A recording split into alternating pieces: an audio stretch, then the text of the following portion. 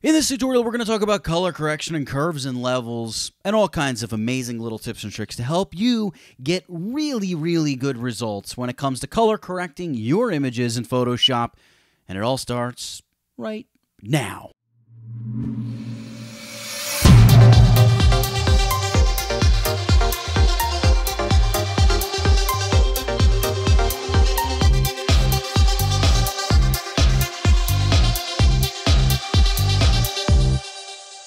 Hey everybody, welcome into this Photoshop tutorial brought to you by tutvid.com. Now today we're going to talk about color correction in Photoshop, adjusting white balance, whatever. Pick your term for it.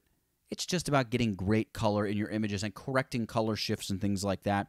So with no further ado, let's take a look at this. Now I've got an image here, and it's got a fairly obvious orangey yellow color cast. Now, the first step we can take here is just throw a curves adjustment layer on here. We've got a few eyedroppers here. We've got a white eyedropper where if you select an area of the image that should be white, it's going to boost it to white and, in theory, correct color along the way. You can see it's doing all kinds of horrible damage, blowing out this guy, blowing out all kinds of stuff.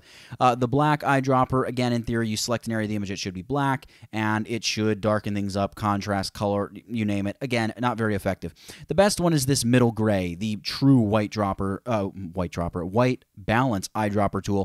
Then you basically use this to select an area of the image that should be gray, like maybe out here in the water. And in theory, it's going to neutralize everything, because if there's an area that should be neutral and not have any color, if it's got a little bit of green in it, that probably means your entire image has some green in it that needs to go away. So that's how that tool works. But the problem here is we're really just guessing with it. There's a way that we can use this much more accurately. So let's delete that curves adjustment layer. And what I'm going to do is I'm going to create a new layer. Just follow along with me here. Create a new layer. We're going to go Edit, Fill, and we're going to fill this with the contents of 50% gray. Now we're going to set this to a layer blend mode of difference. So what's going to happen is pixels that aren't different are going to appear very dark or even black. So we can see all these dark areas by the bridge in the background, even along the edge of the rock, and even some of these areas in the water here. They're the closest to that 50% gray that we have on our difference layer. Now, to make it even easier to pick out exactly where the best bits to sample from are, we're going to go ahead and throw a threshold adjustment layer on this. We're going to scooch this all the way to the left and just look at where the first bits of black come from. So the very first bit of black is coming right there. So let's zoom way in over on this black spot right there. We could also sample here. I'm going to grab my eyedropper tool, hold down my shift key, and just drop a sample point right there. Great. I'm going to zoom back out. And what we can do at this point is we can straight up delete the threshold adjustment layer and our gray layer. We have our sample point. It sticks around. Grab the curves adjustment once more. Grab that middle gray. Well, actually, first zoom way in on our point over here. Grab that middle gray eyedropper. Click once right there on the point, and our entire image will be color corrected. So you can see there's before, there's after. We've gone ahead, we've color corrected. The white is proper white. Her skin tones fall right into place. The color of the rocks, the water, it was an overcast morning. Everything just looks right because the white balance is right. You can just, by the way, hold down the shift key and drag this point off to get rid of it, and it goes away. You don't have to worry about it anymore. So there you go. That is technique number one. Now, I just want to stop here for a second. If you're interested in this kind of stuff, I'm selling a course over on tutvid.com. There's a link up in the corner right over there. It's all about retouching images. If you like this stuff, you're absolutely going to love what's in there. I'm so proud of those tutorials. You can go pick it up, support the site. By the way, or like I said, as I said, I should say, a link appeared up there in the corner of the video. You can check it out. And if you pick up a copy, hey, great. Thank you.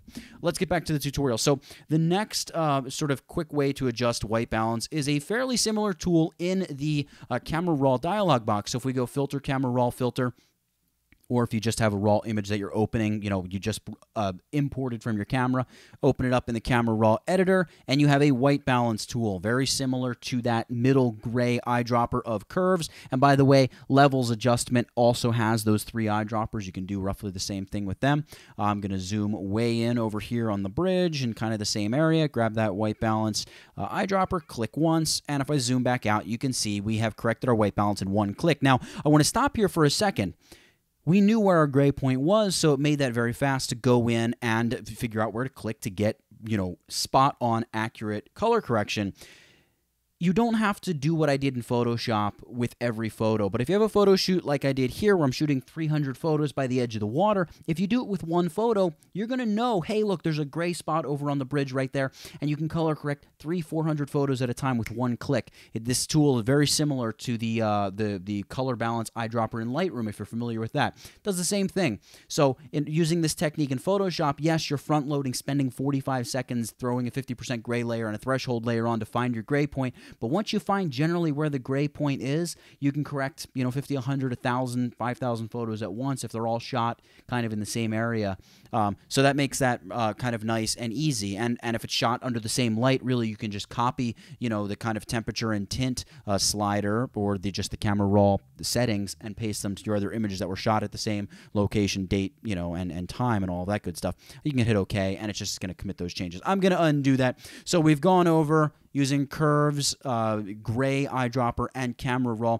Let's talk about a little bit more of a sort of scientific method where we take a look at the skin tone and ethnicity of the person in the photo, and if they're a white person, we know that there's this much color in their skin, whereas if it's a black person, African person, they've got this much color in their skin. Babies are a little bit different, and Asian/Hispanic are also different in terms of skin tone. So let's take a look at what we can play around with here. I've got another photo. This one's shot over a studio background, and just real quick, like this would be something we could go in with curves, grab that gray, assume that the background is gray, and in one click have this color balanced in a second. But I don't want to do it that quickly because I want to use this as an example. We can see here she's a white girl. She has a little bit of a tan, so we're going to have to adjust our numbers a little bit. But I have a PDF, by the way. Down in the description of this video, you can click over to the blog post for this tutorial. You can download the PDF totally free, and it's going to have a breakdown in CMYK of the color, the percentage of colors you should expect based upon the person's skin tone. So what I've got here is for the typical white person, you're going to have about 7 to 10% cyan, 20 to 27% magenta, 30 to 45% yellow, and 0% K or black. Don't worry if I read through that quickly because we're going to cover it all in detail right now. So what you need to do is first find a diffused highlight on your subject. So I'm going to look out over here on her arm. I know this is a highlight going down her arm, but it's diffused. It's not like a hot spot like here on her chest leading to her neck, not like her cheek or her nose, which is a very bright highlight. You don't want something that bright. You also don't want a patch of skin that's too dark. So you want a diffused highlight. So I'm going to grab my eyedropper, hold down Shift, and I'm going to drop a point like right there. All right, now check this out. It's very important. Here in the info panel, we have our color point show up. It's giving us RGB values. There's this little arrow beneath the eyedropper tool. Click that and choose to display CMYK instead. Remember just a second ago I read off to you the percentages in CMYK. The reason is because the info panel, as you can see, displays CMYK in percentage values. So we know we need to boost a little cyan because cyan should be between 7 and 10. Magenta is a little high. It should be between 20 and 27 ideally. And then yellow, it's a very broad range for yellow, by the way. There's more yellow in somebody's skin if they're more tan. So if it's somebody who's got more of like a Mediterranean or olive complexion, or they've just spent a long summer at the beach, they're gonna have a little bit more yellow in their skin than somebody who's hung out indoors a little bit more. They've got more of a pale complexion. So let's go ahead here, throw a curves adjustment layer on here and put this to work. So everything, by the way, with these colors, we begin with the magenta color. So that's the green channel. Magenta is the opposite of green. You got green, magenta, same channel. So we're going to click on our channel drop down, go to greens. And next what we do is with this eyedropper, we hold down our Command or Control key and just click in the middle of our eyedropper. You can see it places a point right on our curve where it needs to be. And now we can simply use our arrow keys. And what I'm looking is I want my magenta, I need to get rid of some magenta, so I'm going to push up a couple ticks. You can see there I'm at 27%. I'm going to go like 25%. So I'm just nudging upward. I'm infusing some green into my photo. Green is the opposite of magenta, therefore it's going to suck some of that magenta out. Great. So we got 25% on magenta. Let's play around with the red channel. Cyan is the opposite of red, so that's how that's going to be adjusted. We're going to, again, Command or Control click right there on our little target. You can see it drops a point on our curve, and we need to reduce red because that percentage of cyan needs to go up, so we're just going to nudge this downward. There we go, 8%. 8% is great. Let's go down to our blue channel. Yellow is the opposite of blue, and we're going to Command or Control click on her skin again. right in that spot. You can see it drops a point. Now, we are at 44%, which actually isn't bad for her. We could increase the blue a little bit, take away some of that yellow, maybe bring it to that 40. 40 is pretty good. All right, let's just zoom out here. Let's collapse our curves. Let's look at before, and there's after. So you can see it looks like such little changes we're making, but it makes this monumental difference in the end, and we've beautifully color-corrected her skin. She's got great skin tone, and by the way, you know that, hey, if I want to make somebody look a little bit more tan, I can just go and add a little bit more yellow into their skin and balance things out and make sure it all works. See, we are at 9% on cyan, so we could reduce the cyan a little bit. And by the way, I know this is a lot of talk, but just hang with me. This stuff is so cool. It's so interesting.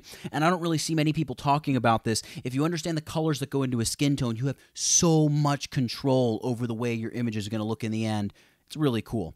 All right, so now that we've played around with her, let's go ahead to this photo where we have a black girl, and we can take a look at her skin tone. Now, just looking at this image immediately off the bat, I feel like there's too much orange. It's kind of like this, I don't know, her skin looks kind of muddied and muddled, and it doesn't have like a beautiful, smooth, rich tone to it. Let's see if we can do that here with a curves adjustment layer. Again, first things first, let's find a diffused highlight. We've got one right here on her shoulder. I think I'm going to roll with that. Let's go ahead and grab the eyedropper tool, hold down Shift, and I'm going to select kind of near the edge of the highlight, something right in there. Again, up in the info panel. Go ahead and just set this to display CMYK. Now, for a black person or somebody who has that kind of dark African skin, you got slightly different colors. So we've got cyan is going to be somewhere between 28 and 34%, magenta 70 to 78%, yellow 75 to 83%, and the black channel can be as high as 22 to 26%. That is really dependent on your image. You can see here in our image, yeah, the black is at 1%.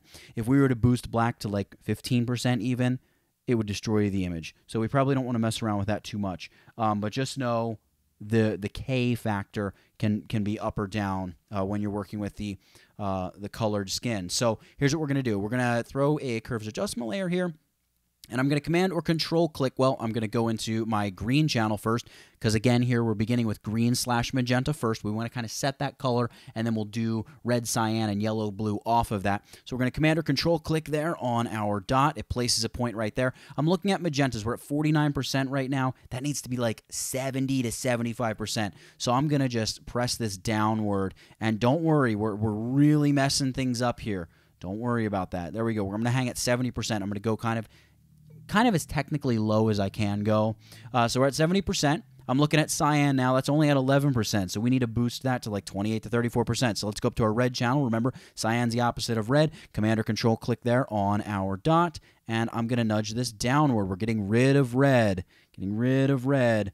There we go. We're at 30%. I'm going to just try to hang that at about 28%.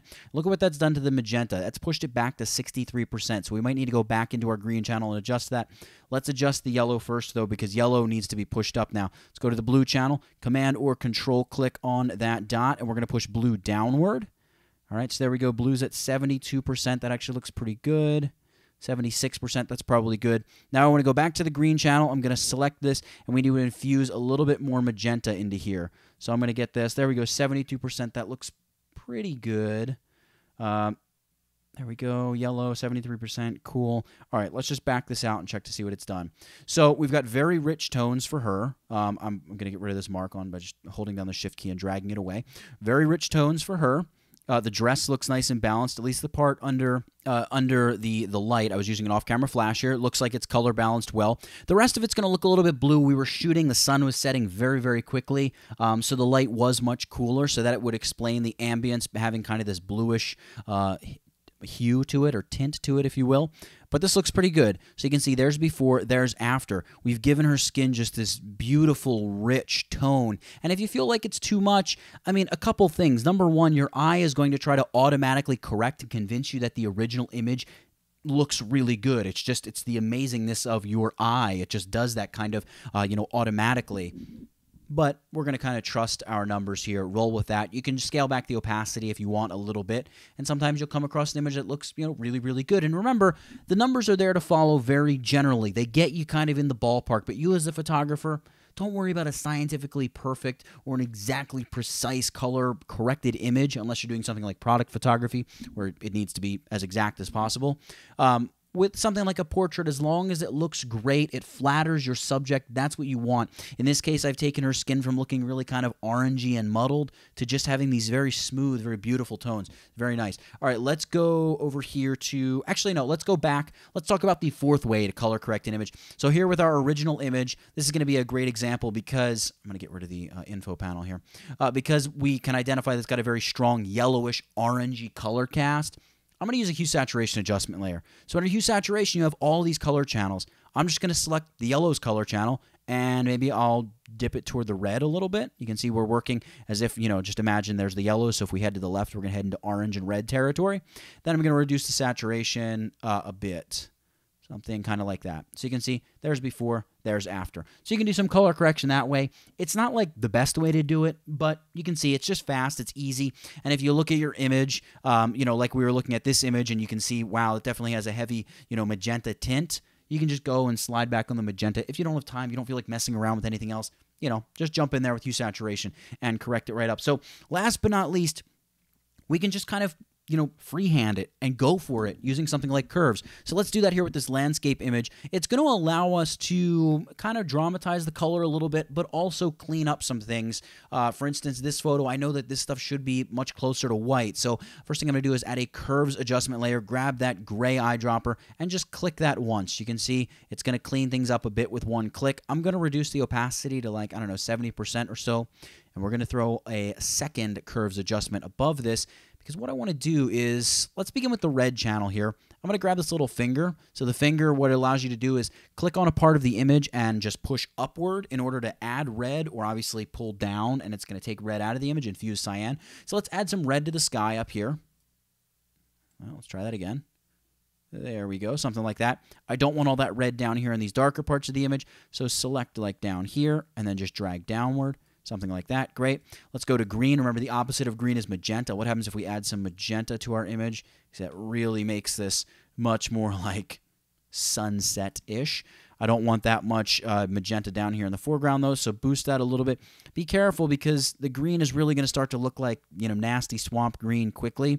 So we're just going to try to ease up on the magenta down there a little bit. Let's go to the blue channel, and I'm going to grab, I got the finger again. In this case, I don't want to add blue. I think I want to add yellow to really try to make the sunset more rich. So let's just add some yellow. What happens if we add blue? Nah, I don't want to add blue. I definitely want to add yellow. Let's add yellow. But now over here, the yellow looks really bad. So let's just boost this to get blue back in our foreground. But again, not so much. We don't want it to look like a cheap Instagram effect, so you want to be careful how much you push and pull. So there we go. If I hold down my Alt or Option key, select the background image, that's what we brought it in. A couple curves adjustment layers. We completely changed the color and style of the image. And by the way, I've got an entire tutorial on how to use curves. I'll pop it up here in the video if I can remember. You can check that out and learn, exactly what all is going on when I'm playing around with curves. But that's really going to be it. So 5 different techniques. Number 1, use your 50% gray layer set to the blend mode of difference with a threshold layer to identify your middle gray point, and use that eyedropper tool with curves. Number 2 is with camera raw and the color balance tool in camera raw. Number 3 is that very technical, but by the way, make sure you download that PDF so you can get all the different numbers for the particular skin tones. You can go in and just kind of correct by hand and make it look exactly how you want it to look, or know why my skin keeps looking so purple or so green or whatever. The 4th way is to go in. What was the 4th way? Oh, the 4th way was to use the hue saturation adjustment layer. I almost forgot because it was so quick and so easy. And the 5th way is to go in and just freehand it. If you look at the image and you say, look, it needs more magenta, hey, go in, use that little finger tool if you don't know how to target where you're working on the histogram, and just add more magenta by pulling down on the... So, for color correcting images in Photoshop, and curves and levels and precise percentages of C, M, Y, and K for different skin tones and ethnicities of the white folks, the black folks, the Asian folks, and even the little babies who come in all shapes, sizes, and colors, that's it. Get it? Got it? Good. NathanielDoddsonTouchvid.com. I'll catch you in the next one.